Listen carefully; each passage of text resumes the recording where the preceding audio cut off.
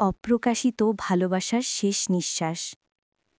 কিছু অনুভূতি আছে যেগুলো আমরা বুকের ভেতর জমিয়ে রাখি, কারণ ভয় থাকে বললে মানুষটা হারিয়ে যাবে। তোমাকে নিয়ে আমার গল্পটা ঠিক এমনই, একটা অপ্রকাশিত ভালোবাসা, যার শেষটা লেখা ছিল শুরুতেই। তুমি আমার খুব কাছের ছিলে, এতটা কাছের যে তোমার হাসির শব্দে আমি বাঁচতাম, আর তোমার নীরবতায় আমি 1000 বার মরে যেতাম। আমরা বন্ধু ছিলাম, কমপক্ষে পৃথিবী তাই ভাবত। কিন্তু আমার কাছে তুমি ছিলে বন্ধুত্বের থেকেও বেশি, আর প্রেমের থেকেও একটু কম।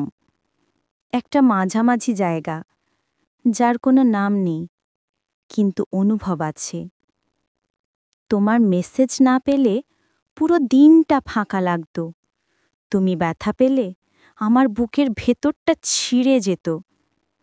তবুও সাহস হয়নি বলতে, তোমাকে ছাড়া আমি অসম্পূর্ণ।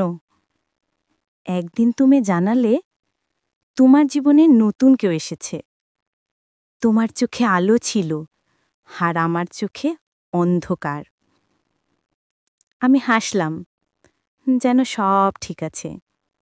বললাম, খুশি থাকো। কিন্তু আমার হাসিটা সেই রাতেই ভেঙে পড়ে 1000 টুকরোয়। তারপর তুমি বদলে গেলে, মেসেজ কমে গেল, কথা কমে গেল। তুমি দূরে চলে গেলে, আর আমি একই জায়গায় দাঁড়িয়ে রইলাম, একটা নামহীন ভালোবাসা নিয়ে।